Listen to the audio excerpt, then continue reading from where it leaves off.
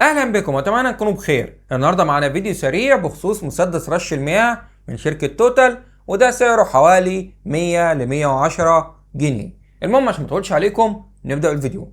المسدس ده عباره عن 4 قطع، والمسدس نفسه فيه 3 انماط لرش المياه.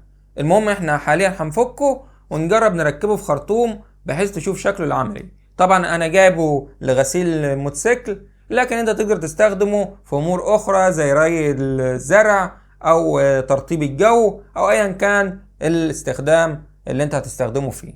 المهم عشان مطولش عليكم نبدأ فك المسدس.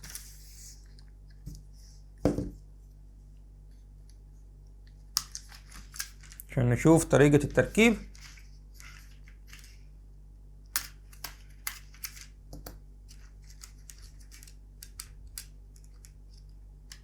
انا بصراحة انا جايبه عشان اغسل بيه الموتوسيكل، كل مرة اروح اغسل الموتوسيكل الاقيهم بوظولي حاجة فيه، يا مرة ملصق مرة حاجات كتير يعني. نشوف ايه ال4 قطع. ده طبعا المسدس نفسه اللي بيستخدم في الرش، هتحرك يمين شمال عشان يغير هنا وضع الرش. شايفين؟ يعني هتلاقيه واسع اضيق، بعد كده شبه الصاروخ اللي هو جيت، اسمه جيت. دي قطعتين، واحدة مكتوب عليها ستوب، واحدة مفتوح من ناحيتين.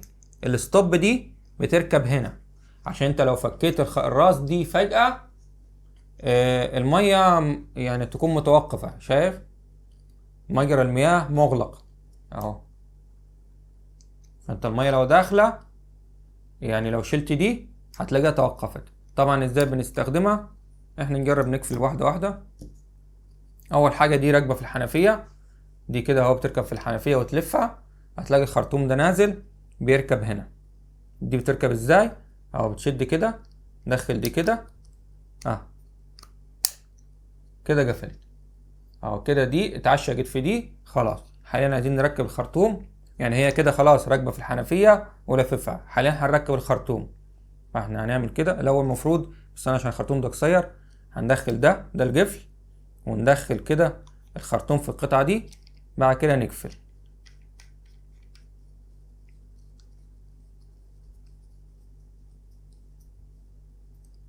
على الاخر كده. شايف؟ حشرت خالص، بالتالي مش هتخرم يعني. نروح الناحيه التانيه نعمل نفس الحكايه، نفك القفل. بس هنا ده ستوب. ستوب يعني انت لو شلت القطعة دي ما يكملش رش ويغرقك، لا، هتلاقيه متوقف بشكل تلقائي، لان دي بتضغط عليها من جوه فبتفتح المية. هندخل برضو القفل ونحط دي كده، ندخلناها ونربط.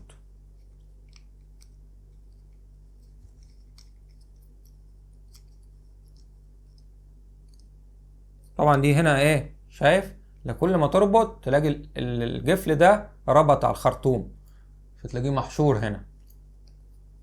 انا اهو ربطنا. دي ستوب، دي بتكون هنا.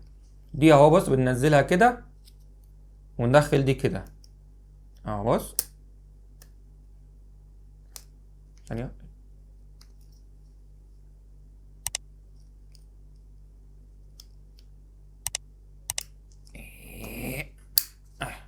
سوري يعني انا محتاج شوية باور شوية كده. ركبت وكده اهو، انت نمط المية اللي انت عايزه.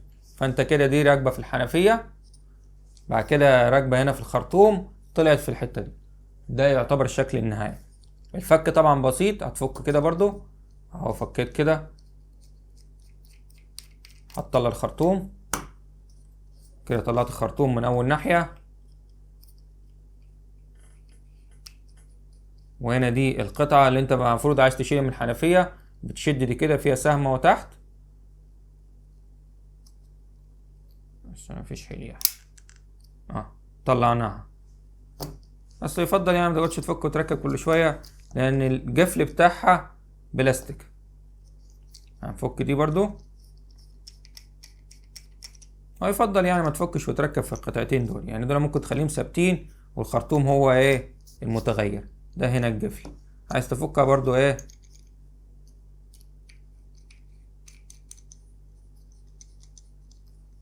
شوف انت كل ما تربط هتلاقي ايه ضغطت هنا.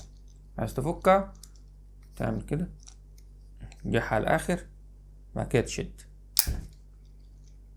بس انا يعني خايف من الفك والتركيب ده ايه تتكسر.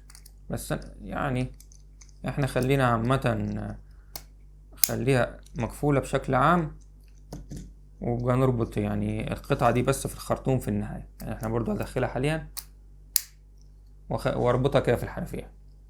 يعني احنا كده نربط في الحنفية بعد كده ندخل خرطوم. يعني خلينا الحتة دي بس نستعمل ندخل خرطوم كده، بس دي لازم ندخلها الأول طبعا كده.